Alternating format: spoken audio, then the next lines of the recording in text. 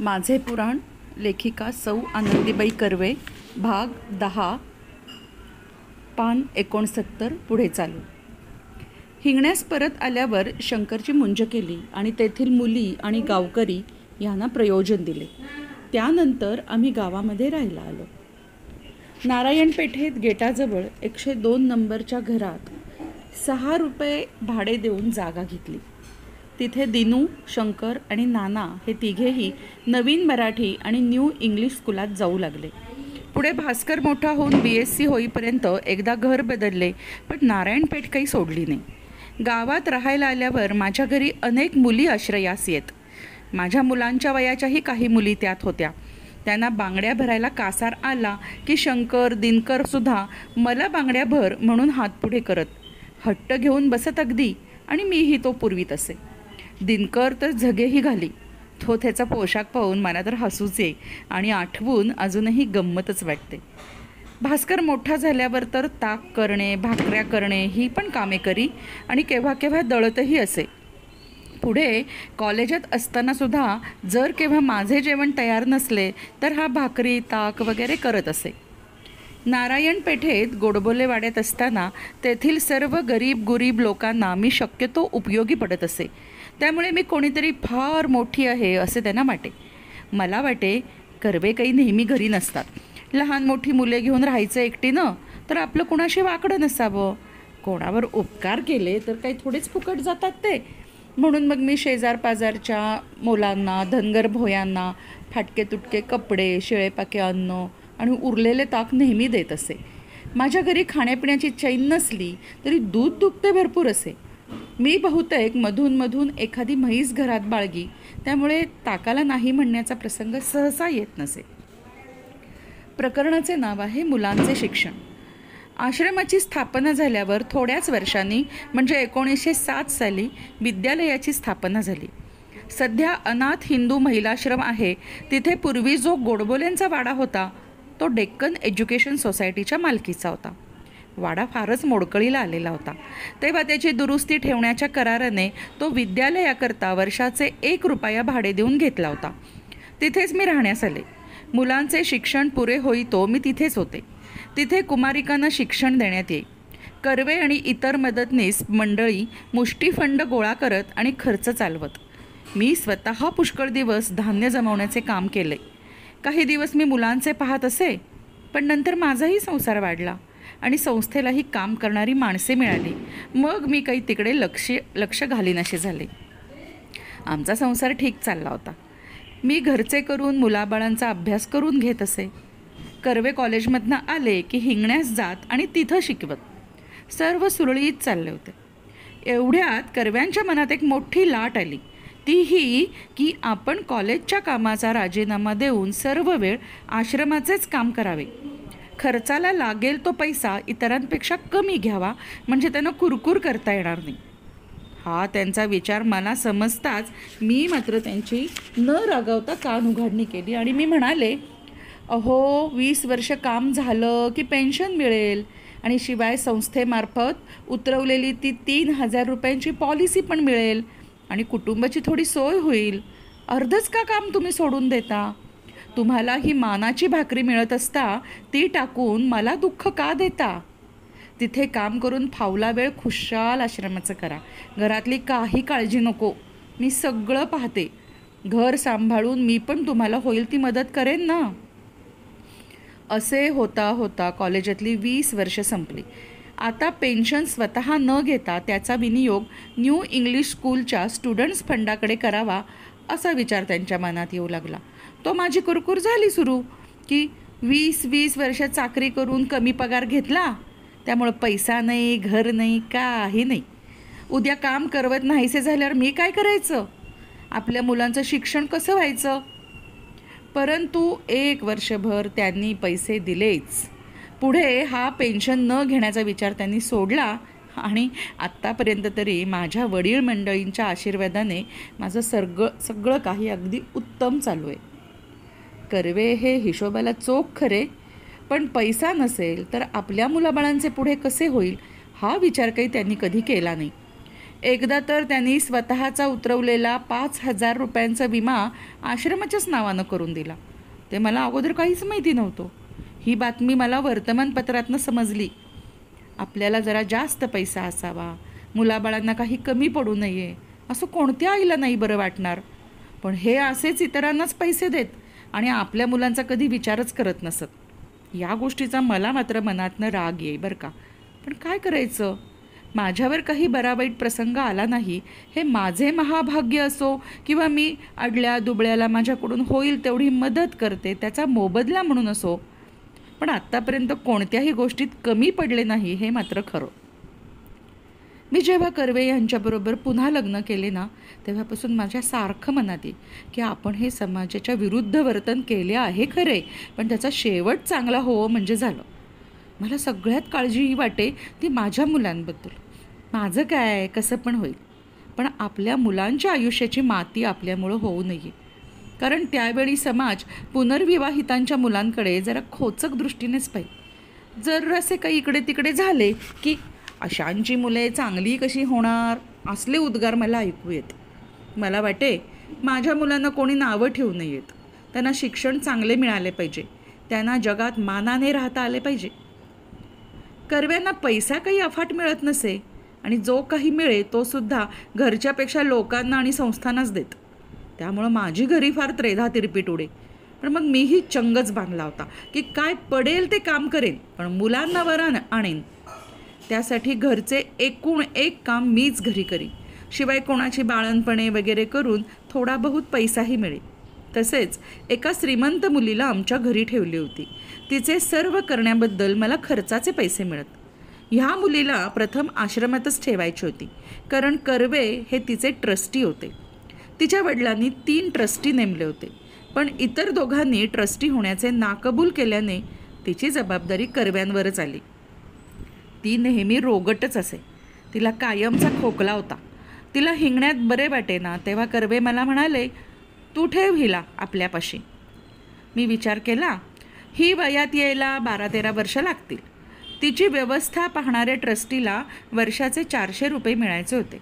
तेव्हा ही जगली वाचली तर आपल्याच मुलांच्या शिक्षणाला पैसे मिळतील. अशा आशेनेच मी त्या अशक्त मुलीच्या अनेक खस्ता खाल्ल्या. आता ती मुलगी चांगली मोठी झाली असून आपल्या स्वतःच्या बंगल्यात राहत असते. माझे सर्वच मुलगे विलायतेला कसे गेले, इतके पैसे कर्व्यांनी आणले तरी कुठून, असाही प्रश्न कानावर येतो. पण कर्व्यांनी फक्त एका मुलाकरता डॉक्टरीच्या शिक्षणाचा खर्च केला आणि तोही कर्ज म्हणून केला. वर सांगितलेली वर्षाची रुपये 400ची रक्कम 12-13 वर्षे कर्व्यांना मिळाली म्हणूनच हे कर्ज तरी देता आले. शंकराने डॉक्टर झाल्यावर सगळे पैसे परत केले. त्यातून दुसऱ्याला जर्मनीला जायला पैसे कर्जाऊ दिले आणि त्याने ते परत केल्यावर तिसरा इंग्लंडला गेला. हल्ली माझ्या नातवंडांकडे पाहिले ना की मला वाटते, अरे आपण आपल्या मुलांना काहीच देऊ शकलो नाही. मुलांना नेहमीच हौस असते ना की नवीन नवीन कपडे घालावेत, खेळ तमाशे पाहावेत, बरोबरीच्या लोकांमध्ये खेळावे. ती घरी केव्हा तरी तसे म्हणत. मित्रांचे नवीन कपडे पाहून तसे मागत सुद्धा. खेळ पाहायला जायला पैसेही मागत. तेव्हा मी म्हणे, अरे तुम्हाला परवा दिले ना 4-4 आणे, आता कसले दिवसभर मागता रे. 4 पैशांचे कांदे आणले तर 4 दिवस चांगली गोड भाजी होते. खेळाचं काय, आपल्या कॉलेजचं न्यू इंग्लिश स्कूलचं गॅदरिंग होतं, तेव्हा बघायला तुम्हाला सापडेलच ना ते, पुरं तेवढेच. कपड्यांच्या बाबतीत मी त्यांची समजूत घाली की कपड्यांचं काय घेऊन बसलात, तुम्ही चांगले व्हा. कपड्यांनी काही कधी कुणाला शोभा येत नाही. तुमच्या वडिलांना पगार कमी म्हणून तुम्हाला कपडे कमी करते, पण तुम्हाला खायला जेवायला तर नाही ना कमी करत. तुम्ही फक्त श्रीमंतांकडे बघता. तुमच्या शाळेतली इतर मुलं पहा बरं, एकाची विजार फाटलेली, एकाच्या सदऱ्याचं बटन तुटलेलं, तर कोणाच्या वाहणेला अंगठाच नाही. अशी तर नाही ना मी तुम्हाला धाडीत. आणि तुम्हाला ठाऊक आहे ना की 20 वर्षांपर्यंतच कर्वे तुमच्या शिक्षणासाठी खर्च करणार आहेत ते. तोपर्यंत तुम्हाला BA झालेच पाहिजे. तुमचे वडील तुम्हाला माहीतच आहेत, म्हणतील ते करतील. तर अभ्यासात जास्त लक्ष द्या. तुम्ही मिळवायला लागल्यावर मग करा तुम्ही कितीही कपडे. मुलांना लहानपणी या गोष्टींचं फार वाईट वाटे. अजूनही केव्हा त्यांना पूर्वीची आठवण होते तेव्हा ते आमच्याशी भांडतात आणि आम्हालाच दोष देतात. त्यांना सर्व मनाप्रमाणे देता आले नाही याचं मलाही वाईट वाटतं. कधी गप्पा मारत बसलो की मग ह्या मनातल्या गोष्टी निघतात. मी म्हणते की तुमच्या लहानपणी मी तुम्हाला काहीच आनंद वाटण्याजोगं दिलं नाही रे बाबांनो. पण मग मुले दुसऱ्या बाजूने असंही म्हणतात, बाया अगं आणखी काय द्यायचं, जे खरं द्यायला हवं ते तुम्ही दिलेलं आहेच. आम्हाला तुम्ही जितकं दिलत ना तितकं फारच थोडे आईबाप देतात. पण ते काही तितकं मनापासनं नाही. त्या आपल्या एकमेकांच्या समजुती चालतात झाले. पण आपल्या मुलांच्या हौशी पुरवता आल्या असत्या तर असं मात्र मनात आल्या वाचून राहत नाही. अशा रीतीने बरीच काटकसर आणि अंगमेहनत करून एकाला स्कॉलरशिप मिळून मुलांचं उत्तम शिक्षण झालं. ते सर्व चांगल्या ठिकाणी चांगल्या तऱ्हेनं कामं करत आहेत. त्यांचे संसार सुखाने आणि आनंदाने चालले आहेत. ते पाहून इतके दिवस केलेल्या तपश्चर्येचे फळ परमेश्वराने मला दिले असं वाटतं आणि ऊर अगदी आनंदानं भरून येतो. प्रकरणाचं नाव आहे माझी मुले. माझ्या स्वतःच्या मुलांशिवाय माझी अशी कितीतरी मुले आहेत. ती आज विशेष कोठेच चमकत नाहीत हे खरे, पण त्यांना जगण्या इतकी तरी शक्ती मला आणून देता आली. हे केवढं तरी मोठं काम झालं असं मी समजते. खरं म्हणलं तर मनुष्यात फरक का असावा हेच समजत नाही. फक्त पैशाचाच फरक, दुसरा कसला नाही. लोकांसाठी काहीतरी करावे अशी इच्छा मला शारदा सदनात झाली. पुढे कर्व्यांशी लग्न झाल्यावर त्यांच्या उदाहरणाने अशी फार इच्छा होऊ लागली आणि त्याच सुमारास समाजातील निरपराध मुले नाश पावत चाललेली दिसली. लग्न झाल्याबरोबर माझ्या घरी बरीच मुले राहत होती. ती पैसे देऊन राहत, पण मी अत्यंत गरीब, ज्यांना कोणही नाही अशा अनेक मुलामुलींना ठेवून घेतले. ती काम करत राहत, आपापल्या बुद्धीप्रमाणे शिकून तयार होत आणि आपल्या पायांवर उभी राहत. त्या सर्वांची माहिती इथं दिलीस तर मग एक मोठाच ग्रंथ होईल आणि त्यांची माहिती लोकांनी वाचावी अशी त्यापैकी कोणी महत्त्वाचीही व्यक्ती नाही. म्हणून सर्वांची माहिती देण्याचे टाळले आहेत. माझ्याकडे आलेल्या मुलींपैकी बहुतेक सर्वजणी सुखात आहेत. काही मेल्या, काहींची लग्न झाली, काही स्वतःचे उद्योग करत आहेत. ह्या अनाथ मुलांचे करताना मला मनापासून आनंद वाटे आणि वाटतो. अगदी परवापर्यंत माझ्याकडे अशीच एक मुलगी होती श्रीमंताची, पण डोकं जरा भ्रमिष्ट. सांगायचं काय की अजूनसुद्धा मला मुलांबद्दल ओढा वाटतो आणि काम करण्याची इच्छा आहे. ह्या मुलांचे करताना मला पुष्कळदा माझ्या मुलांकडं दुर्लक्ष करावे लागले आहे. एखादे मूल अगदीच घाणेरडे, आजारी, लुळे पांगळे असले की भोवतालची म्हणत, बाया अगं खरंच किती ग किळस येते हे पाहून, तू म्हणूनच करतेस ग हे, करतीस तरी कसं. मग कुणीतरी म्हणावे, हे बायाचं अगदी सख्खं मूल आहे. अशा तऱ्हेनं अनेक मंडळी ह्या बाबतीत माझी खूप थट्टा करत आणि ते खरेही होते. किती तऱ्हेची घाण मला काढावी लागे, कोणीही हात लावणार नाही अशा तऱ्हेची किळसवाणी मुले माझ्याकडं असत हे मला आठवते. ह्या बाबतीत मला कोणी काही म्हणाले की मग मी म्हणे, अगं चांगल्या मुलांचं काय कोणीही करेल, पण ह्या बिचाऱ्यांना कोण जवळ करणार. मी मिशनऱ्यांची कामे पाहिली होती. शारदा सदनात कामाची पद्धत आणि माणसांचे नमुने पाहिले होते. लहानपणापासून माझ्या वडिलांची वागण्याची पद्धत पाहिली होती. त्यामुळे माझ्या मनावर परिणाम झाला आणि मलाही मुलांची कामे करण्यात किळस वाटत नसे. त्यामुळेच मी अनेक मुलांचं करू शकले. त्यात माझ्या मनाचे समाधान होत असे आणि इतर कोणत्याही गोष्टीपेक्षा मला त्या कामात आनंद वाटे. नाटक कंपनीतल्या घैसास ह्या नावाच्या गृहस्थांची लीला नावाची एक मुलगी लहानपणापासूनच माझ्या घरीच वाढली. पुढे तिच्या बापाने तिचे नटवर्य लोंढे यांच्याशी लग्न करून दिले. ती आपल्या 4 मुलांसह सुखाने राहत होती, पण लोंढे वारल्यानंतर तिला फार कष्टाचे दिवस आले. ती सिनेमात नाटकात कामे करून, वेळ पडल्यास स्वयंपाकिणीचेही काम करून मुलांचा कसाबसा सांभाळ करत आहे. ती अनेक विचित्र प्रसंगातून गेली आणि प्रत्येकातून धैर्याने बाहेर पडली. तिच्यावरचे कठीण प्रसंग आठवले की तिच्या मनोधैर्याचे कौतुक करावेसे वाटते. एकेकाळी फार ऐटीत राहणाऱ्या आणि कंपनीची मालकीण म्हणून मिरवणाऱ्या लीलावर आजची स्थिती आलेली पाहून डोळ्यातनं अगदी पाणी येते. अनेक नाटक कंपन्यांच्या मालकांची कुटुंबे अशी उघड्यावर पडलेली दिसतात. का बरं असं व्हावं? लीलाच्या बाबतीत एक आठवण मला पक्की आहे. लीला एकंदर डोक्यानं बरी होती. तिला शिकवण्यासाठी मी खूप खटपट केली. ती एकदा नापास झाली. तिच्याबरोबरच्याच तितपतच पास झालेल्या मुलींना सुपरिटेंडंटनी फायनलच्या परीक्षेचा फॉर्म दिला, पण हिला नाही दिला. शेवटी मी तिला त्याच वर्षी बाहेरून फॉर्म भरून परीक्षेला बसवले आणि ती चांगली पास झाली.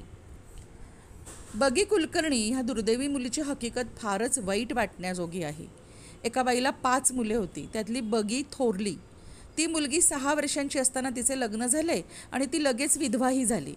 तिचे वडील आणि 2 भाऊ प्लेगनं मारले. आई 3 मुलांसह पोट भरण्यास पुण्यास आली.